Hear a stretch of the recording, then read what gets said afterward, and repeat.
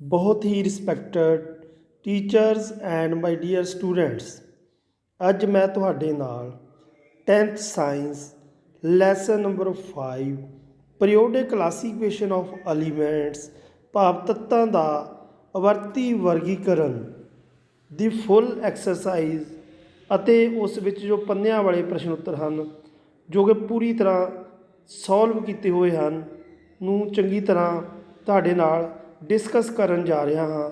ਇਸ ਨੂੰ ਚੰਗੀ ਤਰ੍ਹਾਂ ਸਮਝਣ ਲਈ ਇਸ ਵੀਡੀਓ ਨੂੰ ਅਖੀਰ ਤੱਕ ਦੇਖੋ। ਅਧਿਆਏ ਅੰਦਰਲੇ ਪ੍ਰਸ਼ਨ ਨੰਬਰ 1, ਕੀ ਡਾਰਵਿਨੀਅਰ ਦੀਆਂ ਤਿੱਕੜੀਆਂ ਨਿਊਲੈਂਡ ਦੇ ਅਸ਼ਟਕਾਂ ਵਿੱਚ ਵੀ ਮਿਲਦੀਆਂ ਹਨ? ਤੁਲਨਾ ਕਰਕੇ ਪਤਾ ਕਰੋ। ਉੱਤਰ ਹਾਂ, ਡਾਰਵਿਨੀਅਰ ਦੀ ਸਿਰਫ ਇੱਕ ਤਿੱਕੜੀ ਲੀਥੀਅਮ, ਸੋਡੀਅਮ, ਪੋਟਾਸ਼ੀਅਮ ਨਿਊਲੈਂਡ ਦੇ ਅਸ਼ਟਕਾਂ ਵਿੱਚ ਵੀ ਮਿਲਦੀ ਹੈ। ਪ੍ਰਸ਼ਨ ਨੰਬਰ 2, ਡਾਰਵਿਨੀਅਰ ਦੇ ਵਰਗੀਕਰਨ ਦੀਆਂ ਕੀ ਸੀਮਾਵਾਂ ਹਨ? ਇਸ ਦਾ ਉੱਤਰ ਹੈ, ਡਾਰਵਿਨੀਅਰ ਉਸ ਸਮੇਂ ਮੌਜੂਦ ਸਾਰੇ ਤੱਤਾਂ ਦੀਆਂ ਤਿੱਕੜੀਆਂ ਨਹੀਂ ਬਣਾ ਸਕਿਆ, ਉਹ ਸਿਰਫ 3 ਤਿੱਕੜੀਆਂ ਹੀ ਬਣਾ ਸਕਿਆ ਹੈ। ਪ੍ਰਸ਼ਨ ਨੰਬਰ 3, ਨਿਊਲੈਂਡ ਸਿਧਾਂਤ ਦੀਆਂ ਤਰੁੱਟੀਆਂ ਕਮੀਆਂ ਕੀ ਹਨ? ਉੱਤਰ ਨੰਬਰ 1, ਨਿਊਲੈਂਡ ਦਾ ਸਿਧਾਂਤ ਸਿਰਫ ਕੈਲਸ਼ੀਅਮ ਤੱਤ ਤੱਕ ਹੀ ਲਾਗੂ ਹੁੰਦਾ ਹੈ। ਨੰਬਰ 2, ਨਿਊਲੈਂਡ ਅਨੁਸਾਰ ਸਿਰਫ 56 ਤੱਤ ਹੀ ਮੌਜੂਦ ਹਨ ਪਰ ਹੋਰ ਤੱਤ ਨਹੀਂ ਹੋ ਸਕਦੇ, ਪਰ ਹੁਣ ਤੱਕ 118 ਤੱਤ ਖੋਜੇ ਜਾ ਚੁੱਕੇ ਹਨ। ਨੰਬਰ 3, ਇਸ ਸਾਰਣੀ ਵਿੱਚ ਕੁਝ ਤੱਤਾਂ ਨੂੰ ਸ਼ਾਮਲ ਕਰਨ ਲਈ ਨਿਊਲੈਂਡ ਨੇ 2 ਤੱਤਾਂ ਨੂੰ ਇੱਕ ਥਾਂ 'ਤੇ ਰੱਖ ਦਿੱਤਾ ਅਤੇ ਕੁਝ ਅਸਮਾਨ ਤੱਤਾਂ ਨੂੰ ਇੱਕੋ ਥਾਂ 'ਤੇ ਦੇ ਦਿੱਤਾ। ਇਹ ਨਿਊਲੈਂਡ ਸਿਧਾਂਤ ਦੀਆਂ ਮੁੱਖ ਕਮੀਆਂ ਹਨ। ਪ੍ਰਸ਼ਨ 4, ਮੈਂਡਲੀਫ ਦੀ ਆਵਰਤੀ ਸਾਰਣੀ ਦੀ ਵਰਤੋਂ ਕਰਕੇ ਹੇਠ ਲਿਖੇ ਤੱਤਾਂ ਦੇ ਆਕਸਾਈਡਾਂ ਦੇ ਸੂਤਰਾਂ ਦਾ ਅਨੁਮਾਨ ਲਗਾਓ। Potassium, carbon, aluminium, silicon, barium. ਉੱਤਰ K2O, CO2, Al2O3, SiO2 ਅਤੇ BaO ਇਹ ਉਹਨਾਂ ਦੇ ਆਕਸਾਈਡ ਹਨ। ਪ੍ਰਸ਼ਨ ਨੰਬਰ 5, ਗੈਲੀਅਮ ਤੋਂ ਇਲਾਵਾ ਕਿਹੜੇ ਤੱਤਾਂ ਦੀ ਖੋਜ ਕੀਤੀ ਜਾ ਚੁੱਕੀ ਹੈ ਜਿਨ੍ਹਾਂ ਲਈ ਮੈਂਡਲੀਫ ਨੇ ਆਪਣੀ ਆਵਰਤੀ ਸਾਰਣੀ ਵਿੱਚ ਖਾਲੀ ਥਾਵਾਂ ਛੱਡ ਦਿੱਤੀਆਂ ਸਨ? ਕੋਈ 2 ਦੱਸਣੇ ਆਪਾਂ। ਇਸ ਦਾ ਉੱਤਰ ਹੈ ਸਕੈਂਡੀਅਮ ਅਤੇ ਜਰਮੇਨੀਅਮ। ਪ੍ਰਸ਼ਨ ਨੰਬਰ 6, ਮੈਂਡਲੀਫ ਨੇ ਆਪਣੀ ਆਵਰਤੀ ਸਾਰਣੀ ਤਿਆਰ ਕਰਨ ਲਈ ਕਿਹੜਾ ਮਾਪਦੰਡ ਅਪਣਾਇਆ? ਇਸ ਦਾ ਉੱਤਰ ਹੈ ਮੈਂਡਲੀਫ ਦਾ ਆਵਰਤੀ ਨਿਯਮ ਤੱਤਾਂ ਦੇ ਗੁਣ ਉਹਨਾਂ ਦੇ ਪਰਮਾਣੂ ਪੁੰਜ ਦੇ ਆਵਰਤੀ ਫਲਨ ਹੁੰਦੇ ਹਨ। ਭਾਵ ਕਿ ਮੈਂਡਲੀਫ ਦਾ ਜਿਹੜਾ ਆਵਰਤੀ ਨਿਯਮ ਸੀ ਉਹ ਤੱਤਾਂ ਦੇ ਗੁਣ ਦੇ ਜਿਹੜੇ ਆ ਉਹਨਾਂ ਦੇ ਕਾਹਦੇ ਦੇ ਆਧਾਰ 'ਤੇ ਰੱਖੇ ਗਏ ਸੀ? ਤੱਤਾਂ ਦੇ ਗੁਣ ਉਹਨਾਂ ਦੇ ਪਰਮਾਣੂ ਪੁੰਜਾਂ 'ਤੇ ਭਾਵ ਅਟੋਮਿਕ ਮਾਸ ਦੇ ਆਧਾਰ 'ਤੇ ਰੱਖੇ ਗਏ ਸਨ। ਪ੍ਰਸ਼ਨ ਨੰਬਰ 7, ਤੁਹਾਡੇ ਵਿਚਾਰ ਅਨੁਸਾਰ ਨੋਬਲ ਗੈਸਾਂ ਨੂੰ ਵੱਖਰੇ ਗਰੁੱਪ ਵਿੱਚ ਕਿਉਂ ਰੱਖਿਆ ਗਿਆ ਹੈ? ਉੱਤਰ ਹੈ, ਨੋਬਲ ਗੈਸਾਂ ਜਿਵੇਂ ਹੀਲੀਅਮ, ਨੀਆਨ, ਆਰਗਨ ਆਦਿ ਅਕਿਰਿਆਸ਼ੀਲ ਗੈਸਾਂ ਹਨ ਅਤੇ ਵਾਯੂਮੰਡਲ ਵਿੱਚ ਇਹਨਾਂ ਦੀ ਮਾਤਰਾ ਬਹੁਤ ਘੱਟ ਹੈ, ਇਸ ਲਈ ਇਹਨਾਂ ਨੂੰ ਇਕੱਠੇ ਇੱਕ ਵੱਖਰੇ ਗਰੁੱਪ ਵਿੱਚ ਰੱਖਿਆ ਗਿਆ ਹੈ। ਪ੍ਰਸ਼ਨ ਨੰਬਰ 8, ਆਧੁਨਿਕ ਆਵਰਤੀ ਸਾਰਣੀ ਦੁਆਰਾ ਕਿਸ ਤਰ੍ਹਾਂ ਮੈਂਡਲੀਫ ਦੀ ਆਵਰਤੀ ਸਾਰਣੀ ਦੀਆਂ ਭਿੰਨ ਅਸੰਗਤੀਆਂ ਭਾਵ ਕਮੀਆਂ ਨੂੰ ਦੂਰ ਕੀਤਾ ਗਿਆ? ਉੱਤਰ ਨੰਬਰ 1, ਆਧੁਨਿਕ ਆਵਰਤੀ ਸਾਰਣੀ ਵਿੱਚ ਤੱਤਾਂ ਨੂੰ ਪਰਮਾਣੂ ਪੁੰਜਾਂ ਦੀ ਜਗ੍ਹਾ 'ਤੇ ਪਰਮਾਣੂ ਅੰਕਾਂ ਦੇ ਅਨੁਸਾਰ ਰੱਖਿਆ ਗਿਆ, ਇਸ ਲਈ ਹਾਈਡਰੋਜਨ ਦੀ ਸਥਿਤੀ ਦਾ ਵਰਣਨ ਹੋ ਸਕਿਆ। ਨੰਬਰ 2 'ਤੇ ਆਧੁਨਿਕ ਆਵਰਤੀ ਸਾਰਣੀ ਵਿੱਚ ਸਮਸਥਾਨ ਇੱਕੋ ਹੀ ਸਥਾਨ 'ਤੇ ਰੱਖੇ ਗਏ ਕਿਉਂਕਿ ਇਹਨਾਂ ਦਾ ਪਰਮਾਣੂ ਅੰਕ ਇੱਕੋ ਜਿਹਾ ਹੁੰਦਾ ਹੈ। ਨੰਬਰ 3, ਆਧੁਨਿਕ ਆਵਰਤੀ ਸਾਰਣੀ ਵਿੱਚ ਨੋਬਲ ਗੈਸਾਂ ਨੂੰ ਵੱਖਰੇ ਗਰੁੱਪ ਵਿੱਚ ਰੱਖਿਆ ਗਿਆ ਹੈ, ਪਰ ਮੈਂਡਲੀਵ ਦੀ ਆਵਰਤੀ ਸਾਰਣੀ ਵਿੱਚ ਨੋਬਲ ਗੈਸਾਂ ਲਈ ਕੋਈ ਸਥਾਨ ਨਹੀਂ ਸੀ। ਇਸ ਲਈ ਇਸ ਵਿੱਚ ਬਹੁਤ ਸੁਧਾਰ ਕਰਕੇ ਆਧੁਨਿਕ ਆਵਰਤੀ ਸਾਰਣੀ ਵਿੱਚ ਮੈਂਡਲੀਵ ਦੀ ਆਵਰਤੀ ਸਾਰਣੀ ਦੇ ਮੁਕਾਬਲੇ ਬਹੁਤ ਸਾਰੇ ਸੁਧਾਰ ਕੀਤੇ ਗਏ, ਜਿਨ੍ਹਾਂ ਵਿੱਚ ਮੁੱਖ ਤੌਰ 'ਤੇ ਉੱਪਰ ਦਿੱਤੇ ਗਏ ਹਨ। ਪ੍ਰਸ਼ਨ ਨੰਬਰ 9, ਮੈਗਨੀਸ਼ੀਅਮ ਦੀ ਤਰ੍ਹਾਂ ਰਸਾਇਣਕ ਕਿਰਿਆਸ਼ੀਲਤਾ ਦਿਖਾਉਣ ਵਾਲੇ ਦੋ ਤੱਤਾਂ ਦੇ ਨਾਮ ਦੱਸੋ। ਤੁਹਾਡੀ ਚੋਣ ਦਾ ਕੀ ਆਧਾਰ ਹੈ? ਉੱਤਰ, ਬੈਰੀਲੀਅਮ ਅਤੇ ਕੈਲਸ਼ੀਅਮ ਦੇ ਗੁਣ ਮੈਗਨੀਸ਼ੀਅਮ ਨਾਲ ਮਿਲਦੇ ਹਨ, ਕਿਉਂਕਿ ਇਹ ਤਿੰਨੋਂ ਤੱਤ ਇੱਕੋ ਹੀ ਗਰੁੱਪ ਵਿੱਚ ਮੌਜੂਦ ਹਨ ਅਤੇ ਤਿੰਨਾਂ ਦੀ ਸੰਯੋਜਕਤਾ 2 ਹੈ। ਪ੍ਰਸ਼ਨ ਨੰਬਰ 10, ਨਾਂ ਦੱਸਣੇ ਆਪਾਂ। ਊੜਾ, ਤਿੰਨ ਤੱਤ ਜਿਨ੍ਹਾਂ ਦੇ ਬਾਹਰੀ ਸ਼ੈੱਲ ਵਿੱਚ ਇੱਕ ਇੱਕ ਇਲੈਕਟ੍ਰੋਨ ਮੌਜੂਦ ਹੈ। ਇਸ ਦਾ ਉੱਤਰ ਹੈ ਹਾਈਡਰੋਜਨ, ਲੀਥੀਅਮ, ਸੋਡੀਅਮ ਅਤੇ ਪੋਟਾਸ਼ੀਅਮ। ਹਾਈਡਰੋਜਨ ਦੀ ਪਰਮਾਣੂ ਸੰਖਿਆ 1 ਹੁੰਦੀ ਹੈ, ਲੀਥੀਅਮ ਦੀ 3 ਹੁੰਦੀ ਹੈ, ਸੋਡੀਅਮ ਦੀ 11 ਹੁੰਦੀ ਹੈ ਅਤੇ ਪੋਟਾਸ਼ੀਅਮ ਦੀ 19। ਭਾਵੇਂ ਇਹਨਾਂ ਸਾਰਿਆਂ ਦੇ ਬਾਹਰੀ ਸ਼ੈੱਲ ਵਿੱਚ ਜਦੋਂ ਆਪਾਂ ਇਹਨਾਂ ਦੀ ਇਲੈਕਟ੍ਰੋਨ ਦੀ ਤਰਤੀਬ ਲਿਖਦੇ ਹਾਂ ਤਾਂ ਸਾਰਿਆਂ ਦੇ ਬਾਹਰੀ ਸ਼ੈੱਲ ਵਿੱਚ ਇੱਕ ਇੱਕ ਇਲੈਕਟ੍ਰੋਨ ਹੁੰਦਾ ਹੈ। ਐੜਾ, ਦੋ ਤੱਤ ਜਿਨ੍ਹਾਂ ਦੇ ਸਭ ਤੋਂ ਬਾਹਰਲੇ ਸ਼ੈੱਲ ਵਿੱਚ 2 ਇਲੈਕਟ੍ਰੋਨ ਮੌਜੂਦ ਹਨ, ਉਹ ਹੈ ਮੈਗਨੀਸ਼ੀਅਮ ਅਤੇ ਕੈਲਸ਼ੀਅਮ। ਈਡੀ, ਤਿੰਨ ਤੱਤ ਜਿਨ੍ਹਾਂ ਦਾ ਬਾਹਰੀ ਸ਼ੈੱਲ ਪੂਰਾ ਭਰਿਆ ਹੁੰਦਾ ਹੈ, ਭਾਵ ਹੀਲੀਅਮ, ਨਿਆਨ ਅਤੇ ਆਰਗਨ। ਪ੍ਰਸ਼ਨ ਨੰਬਰ 11, ਊੜਾ, ਲੀਥੀਅਮ, ਸੋਡੀਅਮ, ਪੋਟਾਸ਼ੀਅਮ ਸਾਰੀਆਂ ਹੀ ਧਾਤਾਂ ਹਨ ਜੋ ਪਾਣੀ ਨਾਲ ਪ੍ਰਤੀਕਿਰਿਆ ਕਰਕੇ ਹਾਈਡਰੋਜਨ ਗੈਸ ਮੁਕਤ ਕਰਦੀਆਂ ਹਨ। ਕੀ ਇਹਨਾਂ ਤੱਤਾਂ ਦੇ ਪਰਮਾਣੂਆਂ ਵਿੱਚ ਕੋਈ ਸਮਾਨਤਾ ਹੈ? ਇਸ ਦਾ ਉੱਤਰ ਹੈ ਲੀਥੀਅਮ, ਸੋਡੀਅਮ ਅਤੇ ਪੋਟਾਸ਼ੀਅਮ ਆਧੁਨਿਕ ਆਵਰਤੀ ਸਾਰਣੀ ਦੇ ਪਹਿਲੇ ਗਰੁੱਪ ਦੇ ਮੈਂਬਰ ਹਨ ਅਤੇ ਇਹਨਾਂ ਦੀ ਸੰਯੋਜਕਤਾ 1 ਹੈ। ਜਿਵੇਂ ਕਿ ਅਸੀਂ ਦੇਖਿਆ, ਲੀਥੀਅਮ ਦੀ ਜਿਹੜੀ ਪਰਮਾਣੂ ਸੰਖਿਆ 3 ਆ, ਇਸ ਕਰਕੇ ਇਹਦੀ ਇਲੈਕਟ੍ਰੋਨ ਤਰਤੀਬ ਹੋਏਗੀ 2,1। ਸੋਡੀਅਮ ਦੀ 11 ਹੈ, ਇਸ ਦੀ ਇਲੈਕਟ੍ਰੋਨ ਤਰਤੀਬ ਹੋਏਗੀ 2,8,1। ਇਸੇ ਤਰ੍ਹਾਂ ਪੋਟਾਸ਼ੀਅਮ ਦੀ 19 ਹੈ ਅਤੇ ਇਸ ਦੀ ਇਲੈਕਟ੍ਰੋਨ ਤਰਤੀਬ ਹੋਏਗੀ 2,8,8,1 ਅਤੇ ਇਸ ਤਰ੍ਹਾਂ ਇਹਨਾਂ ਸਾਰਿਆਂ ਦੀ ਬਾਹਰੀ ਸੰਯੋਜਕਤਾ 1 ਹੈ ਅਤੇ ਇਸ ਕਰਕੇ ਇਹ ਪਹਿਲੇ ਗਰੁੱਪ ਵਿੱਚ ਪੀਰੀਓਡਿਕ ਟੇਬਲ ਦੇ ਪਹਿਲੇ ਗਰੁੱਪ ਵਿੱਚ ਰੱਖੇ ਗਏ ਹਨ ਅਤੇ ਇਸ ਕਰਕੇ ਇਹਨਾਂ ਦੀ ਇਹ ਹੀ ਸਮਾਨਤਾ ਹੈ ਕਿ ਇਹਨਾਂ ਦੇ ਬਾਹਰੀ ਸੰਯੋਜਕਤਾ ਇਹਨਾਂ ਦੇ ਬਾਹਰੀ ਸ਼ੈੱਲ ਵਿੱਚ ਇੱਕ ਇੱਕ ਸਾਰਿਆਂ ਵਿੱਚ ਇਲੈਕਟ੍ਰੋਨ ਹੈ। ਐੜਾ ਭਾਗ, ਹੀਲੀਅਮ ਇੱਕ ਅਕਿਰਿਆਸ਼ੀਲ ਗੈਸ ਅਤੇ ਨਿਆਨ ਇੱਕ ਬਹੁਤ ਹੀ ਘੱਟ ਕਿਰਿਆਸ਼ੀਲ ਹੈ। ਇਹਨਾਂ ਦੋਹਾਂ ਦੇ ਪਰਮਾਣੂਆਂ ਵਿੱਚ ਕੀ ਸਮਾਨਤਾ ਹੈ? ਉੱਤਰ, ਹੀਲੀਅਮ ਅਤੇ ਨਿਆਨ ਦੋਵੇਂ ਨੋਬਲ ਗੈਸਾਂ ਹਨ। ਇਹ ਆਧੁਨਿਕ ਆਵਰਤੀ ਸਾਰਣੀ ਦੇ 18ਵੇਂ ਗਰੁੱਪ ਦੇ ਮੈਂਬਰ ਹਨ। ਇਹਨਾਂ ਵਿੱਚ ਇਹੀ ਸਮਾਨਤਾ ਹੈ ਕਿ ਇਹ ਦੋਵੇਂ ਹੀ 18ਵੇਂ ਗਰੁੱਪ ਦੇ ਮੈਂਬਰ ਹਨ। ਪ੍ਰਸ਼ਨ ਨੰਬਰ 12, ਆਧੁਨਿਕ ਆਵਰਤੀ ਸਾਰਣੀ ਵਿੱਚ ਪਹਿਲੇ 10 ਤੱਤਾਂ ਵਿੱਚ ਕਿਹੜੀਆਂ ਧਾਤਾਂ ਹਨ? ਇਹ ਹਨ 3। ਨੰਬਰ 1 'ਤੇ ਲੀਥੀਅਮ, ਬੈਰੀਲੀਅਮ ਅਤੇ ਬੋਰਾਨ। ਪ੍ਰਸ਼ਨ ਨੰਬਰ 13, ਆਵਰਤੀ ਸਾਰਣੀ ਵਿੱਚ ਇਹਨਾਂ ਦੇ ਸਥਾਨ ਦੇ ਆਧਾਰ 'ਤੇ ਇਹਨਾਂ ਵਿੱਚੋਂ ਕਿਸ ਤੱਤ ਵਿੱਚ ਸਭ ਤੋਂ ਵੱਧ ਧਾਤਵੀ ਗੁਣ ਹੈ? ਜੋ ਹੇਠ ਉੱਪਰ ਦਿੱਤੇ ਗਏ ਹਨ ਉਹਨਾਂ ਵਿੱਚੋਂ ਸਭ ਤੋਂ ਵੱਧ ਧਾਤਵੀ ਜੋ ਹੈ, ਇਸ ਦਾ ਉੱਤਰ ਹੈ ਇਹਨਾਂ ਵਿੱਚੋਂ ਬੈਰੀਲੀਅਮ Be ਸਭ ਤੋਂ ਵੱਧ ਧਾਤਵੀ ਹੈ, ਕਿਉਂਕਿ ਕਿਸੇ ਪੀਰੀਅਡ ਵਿੱਚ ਖੱਬੇ ਤੋਂ ਸੱਜੇ ਪਾਸੇ ਵੱਲ ਜਾਂਦਿਆਂ ਧਾਤਵੀ ਗੁਣ ਘਟਦੇ ਜਾਂਦੇ ਹਨ, ਜਦ ਕਿ ਬੈਰੀਲੀਅਮ ਕੀ ਹੈ, ਸਭ ਤੋਂ ਸਾਡੇ ਖੱਬੇ ਪਾਸੇ ਹੈ। ਇਸ ਕਰਕੇ ਜੋ ਖੱਬੇ ਪਾਸੇ ਵਾਲੇ ਤੱਤ ਹਨ ਉਹਨਾਂ ਵਿੱਚ ਧਾਤਵੀ ਗੁਣ ਜ਼ਿਆਦਾ ਹੋਵੇਗਾ। ਇਸ ਕਰਕੇ ਇਸ ਦਾ ਇਹਨਾਂ ਵਿੱਚ ਜੋ ਆਨਸਰ ਹੈ ਬੈਰੀਲੀਅਮ Be ਹੈ, ਜਿਸ ਦੀ ਪਰਮਾਣੂ ਸੰਖਿਆ 4 ਹੈ। ਅਭਿਆਸ ਦੇ ਪ੍ਰਸ਼ਨ ਉੱਤਰ।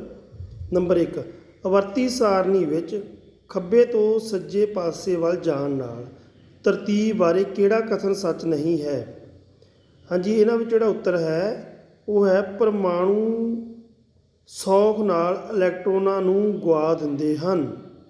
ਇਹ ਕਥਨ ਸੱਚ ਨਹੀਂ ਹਨ ਕਿ ਪਰਮਾਣੂ ਸੌਖ ਨਾਲ ਇਲੈਕਟ੍ਰੋਨਾਂ ਨੂੰ ਗਵਾ ਦਿੰਦੇ ਹਨ, ਬਾਕੀ ਦੇ ਕਥਨ ਸੱਚ ਹਨ।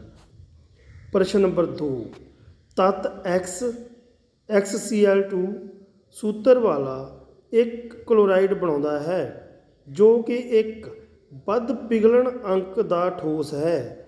ਇਹ X ਸੰਭਵ ਤੌਰ 'ਤੇ ਆਵਰਤੀ ਸਾਰਣੀ ਦੇ ਉਸ ਗਰੁੱਪ ਵਿੱਚ ਹੋਵੇਗਾ ਜਿਸ ਵਿੱਚ ਹੈ ਡੈਸ਼। ਇਸ ਦਾ ਉੱਤਰ ਆਏਗਾ ਮੈਗਨੀਸ਼ੀਅਮ ਵਾਲੇ ਗਰੁੱਪ ਵਿੱਚ, ਜਿਸ ਵਿੱਚ ਮੈਗਨੀਸ਼ੀਅਮ ਹੁੰਦਾ ਹੈ। ਪ੍ਰਸ਼ਨ ਨੰਬਰ 3, ਕਿਸ ਤੱਤ ਵਿੱਚ, ਆਪਾਂ ਇਹਨਾਂ ਦੇ ਉੱਤਰ ਦੇਣੇ ਆ, 2 ਸ਼ੈੱਲ ਹਨ ਅਤੇ ਦੋਵੇਂ ਇਲੈਕਟ੍ਰੋਨਾਂ ਨਾਲ ਪੂਰੇ ਭਰੇ ਹੁੰਦੇ ਹਨ। ਇਹ ਹਨ ਜੀ 2 ਸ਼ੈੱਲ ਵਾਲਾ ਨਿਆਨ ਆ, ਜਿਸ ਦੇ ਪੂਰੇ ਸ਼ੈੱਲ ਭਾਵ 10 ਪਰਮਾਣੂ ਸੰਖਿਆ ਹੈ, ਅਤੇ ਪਹਿਲੇ 'ਚ 2 ਸ਼ੈੱਲ 'ਚ ਭਰਾਂਗੇ, ਦੂਜੇ 'ਚ 8, ਇਸ ਕਰਕੇ ਦੋਵੇਂ ਸ਼ੈੱਲ ਭਰੇ ਹੋਏ ਹਨ। ਅਗਲਾ, ਇਲੈਕਟ੍ਰੋਨਿਕ ਤਰਤੀਬ 2, 8 ਅਤੇ 2 ਵਾਲਾ ਤੱਤ ਕਿਹੜਾ ਹੈ? ਇਸ ਦੀ ਪਰਮਾਣੂ ਸੰਖਿਆ 12 ਬਣਦੀ ਹੈ ਅਤੇ ਇਸ ਦਾ ਉੱਤਰ ਆਏਗਾ ਮੈਗਨੀਸ਼ੀਅਮ। ਅਗਲਾ ਕੁਐਸਚਨ, ਕੁੱਲ 3 ਸ਼ੈੱਲ ਹਨ ਅਤੇ ਸੰਯੋਜਨ ਸ਼ੈੱਲ ਵਿੱਚ 4 ਇਲੈਕਟ੍ਰੋਨ ਹਨ। ਸੰਯੋਜਕ ਭਾਵ ਕਿ ਬਾਹਰੀ ਸ਼ੈੱਲ ਵਿੱਚ 4 ਇਲੈਕਟ੍ਰੋਨ ਆ, 3 ਤਾਂ ਇਹਦਾ ਮਤਲਬ ਪਹਿਲੇ ਵਿੱਚ 2 ਹੋਊਗੇ। ਇਸ ਦਾ ਉੱਤਰ ਆ ਦੂਜੇ ਵਿੱਚ ਕਿੰਨੇ ਹੋਣਗੇ? 8 ਅਤੇ ਤੀਸਰੇ ਵਿੱਚ 4। ਇਹਦਾ ਮਤਲਬ 14 ਪਰਮਾਣੂ ਸੰਖਿਆ ਵਾਲਾ ਤੱਤ ਹੋਵੇਗਾ। ਅਤੇ ਆਪਾਂ ਸੋਚਣਾ ਕਿ 14 ਪਰਮਾਣੂ ਸੰਖਿਆ ਵਾਲਾ ਤੱਤ ਕਿਹੜਾ ਹੈ? ਉਹ ਹੈ ਸਿਲੀਕੋਨ। ਇਸ ਕਰਕੇ ਇਸ ਦਾ ਉੱਤਰ ਆਏਗਾ 2, 8, 4 ਤਰਤੀਬ ਵਾਲਾ ਤੱਤ ਸਿਲੀਕੋਨ ਹੈ, ਜਿਸ ਦੀ ਪਰਮਾਣੂ ਸੰਖਿਆ 14 ਹੈ। ਅਗਲਾ, ਦੂਜੇ ਸ਼ੈੱਲ ਵਿੱਚ ਪਹਿਲੇ ਸ਼ੈੱਲ ਨਾਲੋਂ ਦੁੱਗਣੇ ਇਲੈਕਟ੍ਰੋਨ ਹਨ, ਭਾਵ ਕਿ ਪਹਿਲੇ ਵਿੱਚ 2 ਹੋ ਗਏ, ਦੂਜੇ ਵਿੱਚ 4 ਵਾਲਾ ਤੱਤ ਹੈ ਕਾਰਬਨ, ਪਰਮਾਣੂ ਸੰਖਿਆ 6 ਹੈ। ਅਗਲਾ ਹੈ ਜੀ, ਕੁੱਲ 2 ਸ਼ੈੱਲ ਹਨ ਅਤੇ ਸੰਯੋਜਕ ਸ਼ੈੱਲ ਵਿੱਚ 3 ਇਲੈਕਟ੍ਰੋਨ ਹਨ, ਭਾਵ ਕਿ ਪਹਿਲੇ ਵਿੱਚ 2 ਹੋਊਗੇ ਅਤੇ ਦੂਜੇ ਵਿੱਚ 3, ਅਤੇ ਇਸ ਤਰ੍ਹਾਂ ਇਹਦੀ ਟੋਟਲ ਪਰਮਾਣੂ ਸੰਖਿਆ 5 ਹੋ ਗਈ। 5 ਜੋ ਪਰਮਾਣੂ ਸੰਖਿਆ ਹੈ, ਇਸ ਦਾ ਆਨਸਰ ਹੈਗਾ ਬੋਰੋਨ ਦੀ ਹੁੰਦੀ ਹੈ, ਇਸ ਕਰਕੇ ਇਸ ਦਾ ਉੱਤਰ ਆਏਗਾ ਬੋਰੋਨ। ਪ੍ਰਸ਼ਨ ਨੰਬਰ 4, ਆਵਰਤੀ ਸਾਰਣੀ ਵਿੱਚ ਬੋਰੋਨ ਕਾਲਮ ਦੇ ਸਾਰੇ ਤੱਤਾਂ ਦਾ ਸਾਂਝਾ ਗੁਣ ਕੀ ਹੈ? ਬੋਰੋਨ ਕਾਲਮ ਦੇ ਸਾਰੇ ਤੱਤਾਂ ਦੀ ਸੰਯੋਜਕਤਾ 3 ਹੋਵੇਗੀ, 3 ਹੈ, ਇਹ ਸਾਂਝਾ ਗੁਣ ਆ। ਅਗਲਾ ਕੁਐਸਚਨ, ਆਵਰਤੀ ਸਾਰਣੀ ਵਿੱਚ ਕਲੋਰੀਨ ਕਾਲਮ ਦੇ ਸਾਰੇ ਤੱਤਾਂ ਦਾ ਸਾਂਝਾ ਗੁਣ ਕੀ ਹੈ? ਜੋ ਕਲੋਰੀਨ ਹੈ ਜਾਂ ਫਲੋਰੀਨ ਦੀ ਗੱਲ ਆ। ਆਵਰਤੀ ਸਾਰਣੀ ਵਿੱਚ ਫਲੋਰੀਨ ਕਾਲਮ ਦੇ ਸਾਰੇ ਤੱਤਾਂ ਦਾ ਸਾਂਝਾ ਗੁਣ ਕੀ ਹੈ? ਫਲੋਰੀਨ ਕਾਲਮ ਦੇ ਸਾਰੇ ਤੱਤਾਂ ਦੀ ਸੰਯੋਜਕਤਾ 1 ਹੈ ਅਤੇ ਸੰਯੋਜਕਤਾ ਇਲੈਕਟ੍ਰੋਨ 7 ਹਨ। ਕੀ ਹੈ? 7 ਹੈ। ਪ੍ਰਸ਼ਨ ਨੰਬਰ 5, ਇੱਕ ਪਰਮਾਣੂ ਦੀ ਇਲੈਕਟ੍ਰੋਨਿਕ ਤਰਤੀਬ 2, 8 ਅਤੇ 7 ਹੈ। ਇਸ ਪਰਮਾਣੂ ਅੰਕ ਕੀ ਹੈ? ਇਸ ਦਾ ਨਾਮ ਹੋਵੇਗਾ ਕਲੋਰੀਨ, ਕਿਉਂਕਿ ਕਲੋਰੀਨ ਇਹ ਟੋਟਲ 17 ਬਣਦਾ ਹੈ ਅਤੇ ਕਲੋਰੀਨ ਦੀ ਜੋ ਪਰਮਾਣੂ ਸੰਖਿਆ ਹੈ ਉਹ 17 ਹੈ, ਇਸ ਕਰਕੇ ਇਸ ਦਾ ਉੱਤਰ ਆਏਗਾ ਕਲੋਰੀਨ। ਜੀ ਅਗਲਾ ਭਾਗ, ਹੇਠ ਲਿਖਿਆਂ ਵਿੱਚੋਂ ਕਿਸ ਨਾਲ ਇਸ ਦੀ ਰਸਾਇਣਕ ਸਮਾਨਤਾ ਹੋਵੇਗੀ? ਇਸ ਦਾ ਭਾਵ ਕਿ ਕਲੋਰੀਨ ਦੀ। ਪਰਮਾਣੂ ਅੰਕ ਬ੍ਰੈਕਟ ਵਿੱਚ ਦਿੱਤੇ ਗਏ ਹਨ। ਹਾਂਜੀ, ਨਾਈਟ੍ਰੋਜਨ ਜੋ 7 ਹੈ, ਇਸ ਦੀ ਇਲੈਕਟ੍ਰੋਨ ਤਰਤੀਬ ਥੱਲੇ ਦੇਖੀ ਹੋਈ ਹੈ 2,5 ਹੈ। ਜੋ ਫਲੋਰੀਨ ਹੈ ਉਸ ਦੀ ਇਲੈਕਟ੍ਰੋਨਿਕ ਤਰਤੀਬ 2,7 ਹੈ। ਫਾਸਫੋਰਸ ਦੀ 2,8,5 ਹੈ ਅਤੇ ਆਰਗਨ ਦੀ ਜੋ ਹੈ ਉਹ 2,8,8 ਹੈ। ਇਸ ਕਰਕੇ ਜਿਹੜੀ ਉੱਪਰ ਆਪਾਂ ਕਲੋਰੀਨ ਦੀ ਪੜ੍ਹੀ ਸੀ ਉਹ ਪੜ੍ਹੀ ਸੀ 2,8,7 ਪਿਛਲੇ ਕੁਐਸਚਨ ਦੇ ਵਿੱਚ, ਅਤੇ ਇਸ ਕਰਕੇ ਕਲੋਰੀਨ ਅਤੇ ਫਲੋਰੀਨ ਦੇ ਸੰਯੋਜਕ ਇਲੈਕਟ੍ਰੋਨ ਇੱਕੋ ਜਿਹੇ ਹਨ, ਭਾਵ ਬਾਹਰੀ ਸ਼ੈੱਲ ਵਿੱਚ ਕਲੋਰੀਨ ਦੇ ਵੀ 7 ਸੀਗੇ ਅਤੇ ਫਲੋਰੀਨ ਦੇ ਵੀ 7 ਹਨ, ਇਸ ਲਈ ਇਹਨਾਂ ਵਿੱਚ ਰਸਾਇਣਕ ਸਮਾਨਤਾ ਹੋਵੇਗੀ। ਪ੍ਰਸ਼ਨ ਨੰਬਰ 6, ਆਵਰਤੀ ਸਾਰਣੀ ਵਿੱਚ 3 ਤੱਤਾਂ A, B ਅਤੇ C ਦੀ ਸਥਿਤੀ ਹੇਠ ਲਿਖੇ ਅਨੁਸਾਰ ਹੈ।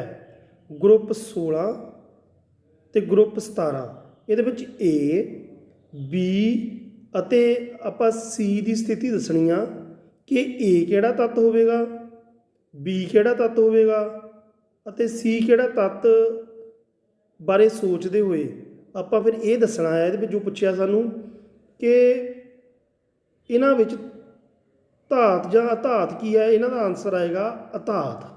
ਇਹਦਾ ਦਾ ਆਨਸਰ ਕੀ ਆਏਗਾ? ਅਧਾਤ। ਹਾਂਜੀ, ਅੱਗੇ ਦੱਸੋ ਏ ਦੇ ਟਾਕਰੇ ਵਿੱਚ ਸੀ ਵਧੇਰੇ ਕਿਰਿਆਸ਼ੀਲ ਹੈ ਜਾਂ ਘੱਟ ਕਿਰਿਆਸ਼ੀਲ? ਸੀ ਘੱਟ ਕਿਰਿਆਸ਼ੀਲ ਹੈ, ਕਿਉਂਕਿ ਕਿਸੇ ਗਰੁੱਪ ਵਿੱਚ ਉੱਪਰ ਤੋਂ ਹੇਠਾਂ ਵੱਲ ਜਾਂਦਿਆਂ ਧਾਤਾਂ ਦੀ ਕਿਰਿਆਸ਼ੀਲਤਾ ਘਟਦੀ ਹੈ, ਇਸ ਕਰਕੇ ਇਹ ਘੱਟ ਕਿਰਿਆਸ਼ੀਲ ਹੋਏਗਾ ਕਿਉਂਕਿ ਇਹ ਹੇਠਾਂ ਰੱਖਿਆ ਗਿਆ ਹੈ। ਅਗਲਾ ਕੁਐਸਚਨ, ਕੀ ਬੀ ਨਾਲੋਂ ਸੀ ਆਕਾਰ ਵਿੱਚ ਵੱਡਾ ਹੈ ਜਾਂ ਛੋਟਾ? ਇਸ ਦਾ ਉੱਤਰ ਆਏਗਾ ਬੀ ਨਾਲੋਂ ਸੀ ਆਕਾਰ ਵਿੱਚ ਛੋਟਾ ਹੈ, ਕਿਉਂਕਿ ਪੀਰੀਅਡ ਵਿੱਚ ਜਦੋਂ ਵੀ ਆਪਾਂ ਖੱਬੇ ਤੋਂ ਸੱਜੇ ਪਾਸੇ ਵੱਲ ਜਾਂਦੇ ਹਾਂ ਤਾਂ ਇਸ ਦਾ ਹਰੇਕ ਤੱਤ ਦਾ ਆਕਾਰ ਘਟਦਾ ਹੈ। ਅਗਲਾ ਕੁਐਸਚਨ, ਤੱਤ ਏ ਕਿਸ ਪ੍ਰਕਾਰ ਦਾ ਆਇਨ ਹੈ? ਕੈਟ ਆਇਨ ਜਾਂ ਐਨ ਆਇਨ ਬਣਾਏਗਾ? ਐਨ ਆਇਨ, ਕਿਉਂਕਿ ਧਾਤਾਂ ਐਨ ਆਇਨ ਬਣਾਉਂਦੀਆਂ ਹਨ। ਪ੍ਰਸ਼ਨ ਨੰਬਰ 7, ਨਾਈਟ੍ਰੋਜਨ ਪਰਮਾਣੂ ਅੰਕ 7 ਅਤੇ ਫਾਸਫੋਰਸ ਪਰਮਾਣੂ ਅੰਕ 15 ਆਵਰਤੀ ਸਾਰਣੀ ਦੇ ਗਰੁੱਪ 15 ਦੇ ਤੱਤ ਹਨ। ਇਹਨਾਂ ਦੋਵੇਂ ਤੱਤਾਂ ਦੀ ਇਲੈਕਟ੍ਰੋਨਿਕ ਤਰਤੀਬ ਲਿਖੋ। ਇਹਨਾਂ ਵਿੱਚੋਂ ਕਿਹੜਾ ਤੱਤ ਵਧੇਰੇ ऋण ਬਿਜਲਈ ਹੈ ਅਤੇ ਕਿਉਂ? ਹਾਂਜੀ, ਇਸ ਦਾ ਉੱਤਰ ਜੋ ਨਾਈਟ੍ਰੋਜਨ ਦਾ ਆਪਾਂ ਦੇਖਿਆ 7 ਦਾ ਪਰਮਾਣੂ ਸੰਖਿਆ 2,5 ਅਤੇ ਫਾਸਫੋਰਸ ਦੀ 2,8,5 ਹੈ। ਇਹਨਾਂ ਵਿੱਚੋਂ ਨਾਈਟ੍ਰੋਜਨ ਜੋ ਹੈ ਨਾ ਉਹ ਵਧੇਰੇ ऋण ਬਿਜਲਈ ਹੈ, ਕਿਉਂਕਿ ਇਸ ਦਾ ਆਕਾਰ ਫਾਸਫੋਰਸ ਨਾਲੋਂ ਘੱਟ ਹੈ। ਇਸ ਦਾ ਆਕਾਰ ਜੋ ਹੈ ਨਾਈਟ੍ਰੋਜਨ ਦਾ ਫਾਸਫੋਰਸ ਨਾਲੋਂ ਘੱਟ ਹੋਣ ਕਰਕੇ ਜੋ ਨਾਈਟ੍ਰੋਜਨ ਹੈ ਇਹ ਵਧੇਰੇ ऋण ਬਿਜਲਈ ਹੈ, ਇਸ ਕਰਕੇ ਇਸ ਦਾ ਉੱਤਰ ਆਏਗਾ ਨਾਈਟ੍ਰੋਜਨ। ਪ੍ਰਸ਼ਨ ਨੰਬਰ 8, ਤੱਤਾਂ ਦੀ ਇਲੈਕਟ੍ਰੋਨਿਕ ਤਰਤੀਬ ਦਾ ਆਧੁਨਿਕ ਆਵਰਤੀ ਸਾਰਣੀ ਵਿੱਚ ਤੱਤਾਂ ਦੀ ਸਥਿਤੀ ਨਾਲ ਕੀ ਸੰਬੰਧ ਹੈ? ਇਸ ਦਾ ਉੱਤਰ ਹੈ ਤੱਤਾਂ ਦੀ ਇਲੈਕਟ੍ਰੋਨਿਕ ਤਰਤੀਬ ਦਾ ਆਧੁਨਿਕ ਆਵਰਤੀ ਸਾਰਣੀ ਵਿੱਚ ਤੱਤਾਂ ਦੀ ਸਥਿਤੀ ਬਾਰੇ ਦੱਸਦੀ ਹੈ। ਕਿਸੇ ਗਰੁੱਪ ਦੇ ਸਾਰੇ ਤੱਤਾਂ ਦੇ ਬਾਹਰਲੇ ਸ਼ੈੱਲ ਵਿੱਚ ਇੱਕੋ ਜਿਹੇ ਇਲੈਕਟ੍ਰੋਨ ਹੁੰਦੇ ਹਨ। ਜਿਵੇਂ ਮੈਗਨੀਸ਼ੀਅਮ ਦੇ ਬਾਹਰਲੇ ਸ਼ੈੱਲ ਵਿੱਚ 2 ਇਲੈਕਟ੍ਰੋਨ ਹਨ ਅਤੇ ਇਹ ਦੂਜੇ ਗਰੁੱਪ ਦਾ ਮੈਂਬਰ ਹੈ। ਕਿਸੇ ਤੱਤ ਦੀ ਇਲੈਕਟ੍ਰੋਨਿਕ ਤਰਤੀਬ ਵਿੱਚ ਸ਼ੈੱਲਾਂ ਦੀ ਗਿਣਤੀ ਤੋਂ ਉਸ ਦੇ ਤੱਤ ਦੇ ਪੀਰੀਅਡ ਦਾ ਨੰਬਰ ਪਤਾ ਲੱਗਦਾ ਹੈ। ਜਿਵੇਂ ਮੈਗਨੀਸ਼ੀਅਮ ਦੀ ਇਲੈਕਟ੍ਰੋਨਿਕ ਤਰਤੀਬ 2, 8 ਅਤੇ 2 ਹੈ। ਇਸ ਵਿੱਚ 3 ਸ਼ੈੱਲ ਹਨ, ਇਸ ਲਈ ਇਸ ਦੇ ਬਾਹਰਲੇ ਪੀਰੀਅਡ ਭਾਵ ਤੀਜੇ ਪੀਰੀਅਡ ਵਿੱਚ ਮੌਜੂਦ 2 ਤੱਤ ਹੈ, ਇਸ ਕਰਕੇ ਇਹ ਦੂਜੇ ਗਰੁੱਪ ਦਾ ਮੈਂਬਰ ਹੈ।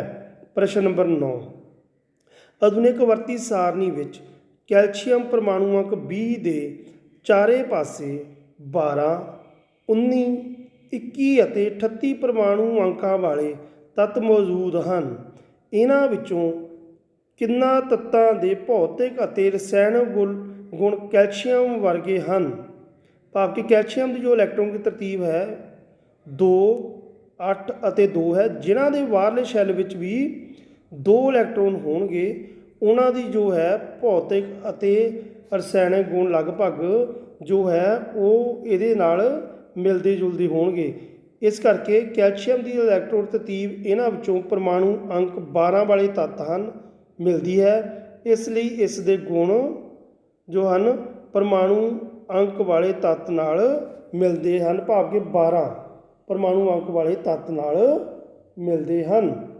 ਪ੍ਰਸ਼ਨ ਨੰਬਰ 10, ਆਧੁਨਿਕ ਆਵਰਤੀ ਸਾਰਣੀ ਅਤੇ ਮੈਂਡਲੀਵ ਦੀ ਆਵਰਤੀ ਸਾਰਣੀ ਵਿੱਚ ਤੱਤਾਂ ਦੀ ਤਰਤੀਬ ਦੀ ਤੁਲਨਾ ਕਰੋ। ਉੱਤਰ, ਆਧੁਨਿਕ ਆਵਰਤੀ ਸਾਰਣੀ ਇਹਦੇ ਵਿੱਚ ਨੰਬਰ 1 ਦੇ ਤੱਤਾਂ ਨੂੰ ਪਰਮਾਣੂ ਅੰਕਾਂ ਦੇ ਅਨੁਸਾਰ ਰੱਖਿਆ ਗਿਆ ਦਾ ਆਧੁਨਿਕ ਦੇ ਵਿੱਚ ਪਰਮਾਣੂ ਅੰਕਾਂ ਦੇ ਆਧਾਰ 'ਤੇ, ਉੱਧਰ ਪਰਮਾਣੂ ਪੁੰਜਾਂ ਦੇ ਆਧਾਰ 'ਤੇ ਰੱਖਿਆ ਗਿਆ ਸੀ ਮੈਂਡਲੀਵ ਦੇ ਵਿੱਚ। ਇਸ ਵਿੱਚ ਕੁੱਲ 18 ਗਰੁੱਪ ਅਤੇ 7 ਪੀਰੀਅਡ ਹਨ ਆਧੁਨਿਕ ਆਵਰਤੀ ਸਾਰਣੀ ਵਿੱਚ, ਅਤੇ ਮੈਂਡਲੀਵ ਦੀ ਆਵਰਤੀ ਸਾਰਣੀ ਵਿੱਚ ਕੁੱਲ 7 ਗਰੁੱਪ ਅਤੇ 6 ਪੀਰੀਅਡ ਹਨ। ਨੰਬਰ 3, ਇਸ ਵਿੱਚ ਨੋਬਲ ਗੈਸਾਂ ਨੂੰ ਵੱਖਰੇ ਗਰੁੱਪ ਵਿੱਚ ਰੱਖਿਆ ਗਿਆ ਹੈ, ਜਦਕਿ ਮੈਂਡਲੀਵ ਦੀ ਆਵਰਤੀ ਸਾਰਣੀ ਬਣਾਉਣ ਸਮੇਂ ਨੋਬਲ ਗੈਸਾਂ ਦੀ ਖੋਜ ਨਹੀਂ ਹੋਈ ਸੀ, ਇਸ ਲਈ ਇਹਨਾਂ ਲਈ ਕੋਈ ਸਥਾਨ ਨਹੀਂ ਰੱਖਿਆ ਗਿਆ ਸੀ। ਇਸ ਤਰ੍ਹਾਂ ਇਹ ਸਾਡੇ ਜਿਹੜੇ ਹਨ ਇਹ ਮੁੱਖ ਤੌਰ 'ਤੇ ਜੋ ਆ ਉਹ 3 ਜਿਹੜੇ ਮੇਨ ਅੰਤਰ ਆ ਸੀਗੇ ਇਹਨਾਂ ਵਿੱਚੋਂ ਦਿੱਤੇ ਗਏ ਆ। ਖਾਸ ਜੋ ਇਹਨਾਂ ਵਿੱਚ ਮੁੱਖ ਗੱਲ ਉਹ ਇਹ ਹੈ ਕਿ ਆਧੁਨਿਕ ਆਵਰਤੀ ਸਾਰਣੀ ਵਿੱਚ ਜੋ ਸੀਗੀ ਕਿ ਤੱਤਾਂ ਨੂੰ ਪਰਮਾਣੂ ਅੰਕਾਂ ਦੇ ਆਧਾਰ 'ਤੇ ਰੱਖਿਆ ਗਿਆ ਸੀ, ਭਾਵ ਅਟੋਮਿਕ ਨੰਬਰ ਬੇਸ 'ਤੇ, ਜਦਕਿ ਉਸ ਜੋ ਮੈਂਡਲੀਵ ਨੇ ਰੱਖਿਆ ਸੀ ਉਸ ਨੇ ਤੱਤਾਂ ਨੂੰ ਅਟੋਮਿਕ ਮਾਸ ਭਾਵ ਕਿ ਉਹਨਾਂ ਦੇ ਪਰਮਾਣੂ ਪੁੰਜ ਦੇ ਆਧਾਰ 'ਤੇ ਰੱਖਿਆ ਸੀ। ਮੁੱਖ ਜਿਹੜਾ ਇਹਨਾਂ ਵਿੱਚ ਡਿਫਰੈਂਸ ਇਹ ਸੀਗਾ। ਅਤੇ ਬਾਕੀ ਆਪਾਂ 3 ਜਿਹੜੇ ਸੀ ਬੇਟੇ ਇਹਦੇ ਵਿੱਚ ਮੁੱਖ ਅੰਤਰ ਦਿੱਤੇ ਗਏ ਸੀ, ਉਹ ਤੁਸੀਂ ਚੰਗੀ ਤਰ੍ਹਾਂ ਯਾਦ ਕਰਨੇ ਆ। ਅਤੇ ਇਹ ਜੋ ਸਾਰੇ ਕੁਐਸਚਨ ਪੰਨਿਆਂ ਵਾਲੇ ਹਨ ਅਤੇ ਅਭਿਆਸ ਦੇ ਪ੍ਰਸ਼ਨ ਉੱਤਰ ਹਨ, ਇਹਨਾਂ ਨੂੰ ਚੰਗੀ ਤਰ੍ਹਾਂ ਤੁਸੀਂ ਕਾਪੀ ਦੇ ਉੱਤੇ ਲਿਖ ਲੈਣਾ ਹੈ ਅਤੇ ਫਿਰ ਇਹਨਾਂ ਨੂੰ ਯਾਦ ਕਰ ਲੈਣਾ ਹੈ। ਅਤੇ ਬਾਕੀ ਇਸ ਨਾਲ ਰਲਦੇ ਮਿਲਦੇ ਕੁਐਸਚਨ ਹਨ ਜੋ ਉਹ ਵੀ ਤੁਸੀਂ ਚੰਗੀ ਤਰ੍ਹਾਂ ਆਪਣੇ ਸਮਝ ਕੇ ਆਪਣੇ ਆਪ ਕਰਕੇ ਦੇਖਣੇ ਹਨ। ਜੋ ਸਾਡੇ ਬਾਕੀ ਇਸ ਅਭਿਆਸ ਦੇ ਪ੍ਰਸ਼ਨ ਉੱਤਰ ਅਤੇ ਬਾਕੀ ਪਾਠਾਂ ਦੇ ਜੋ ਲੈਸਨਸ ਰਹਿੰਦੇ ਹਨ, ਉਹਨਾਂ ਦੇ ਵੀ ਤੁਹਾਡੇ ਨਾਲ ਮੈਂ ਸਾਂਝਾ ਕਰਦਾ ਰਹਾਂਗਾ। ਇਸ ਲਈ ਪਲੀਜ਼ ਮੇਰੇ ਇਸ ਚੈਨਲ ਨੂੰ ਸਬਸਕ੍ਰਾਈਬ ਕਰੋ, ਲਾਈਕ ਕਰੋ ਐਂਡ ਸ਼ੇਅਰ ਕਰੋ। Thank you, all the best.